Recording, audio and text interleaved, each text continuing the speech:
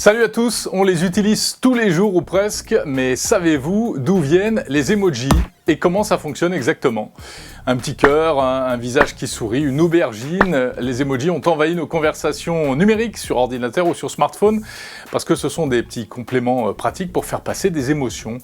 Alors d'abord, est-ce qu'il faut dire emoji, émoticône ou smiley?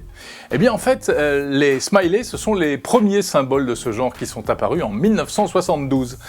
Des petits visages qui expriment des émotions et qui sont symbolisés par des caractères d'imprimerie, mais pour les voir, il faut pencher la tête sur le côté pour comprendre ce qu'ils veulent dire. Bon, en théorie, parce qu'en réalité, on a tous appris à les décoder sans tourner la tête. On dit que le smiley a été utilisé pour la première fois dans un email en 1982. Et puis ensuite, avec l'évolution des ordinateurs en 90, sont apparus des smileys graphiques, des vraies petites images en fait, toujours pour exprimer des émotions, mais bien plus jolies que les smileys. Et là, on a commencé à parler d'émoticônes, contraction de émotion et icône, avec un E en français évidemment. Quant à l'emoji, eh bien, c'est la version japonaise, en fait, tout simplement, de l'émoticône. C'est un terme japonais qui signifie littéralement image plus mot et plus moji.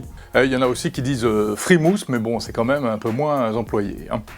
Et les emojis, comment ça marche? Eh bien, en fait, c'est comme un alphabet, c'est-à-dire que à chaque emoji ou émoticône correspond un code informatique, comme pour les lettres sur l'ordinateur. On appelle ça le point code.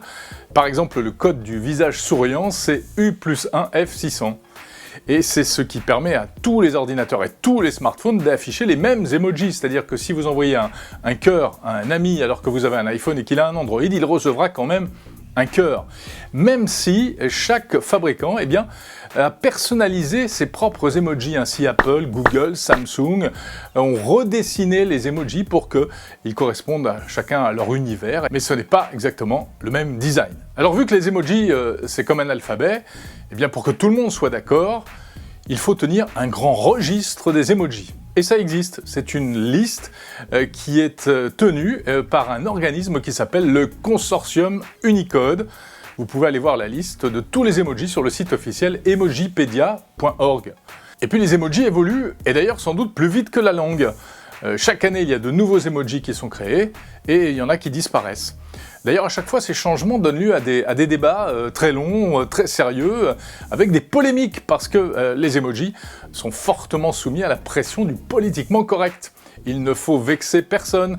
C'est comme ça qu'avant, il n'y avait que des emojis avec la peau blanche, et ensuite on a ajouté des emojis à peau noire, jaune, avec des visages plus ou moins foncés, etc. Et quand Apple a supprimé l'emoji revolver, par exemple, ça a provoqué une vraie polémique aux États-Unis, ça a suscité la colère des lobbies pro-armes américains. En 2020, on dénombrait 3304 emojis, 117 nouveaux emojis créés dans le courant de l'année 2020, notamment le visage souriant avec une larme, le petit ninja, ou encore les doigts pincés comme ça, qui signifient selon les pays attention, patiente 5 minutes, etc.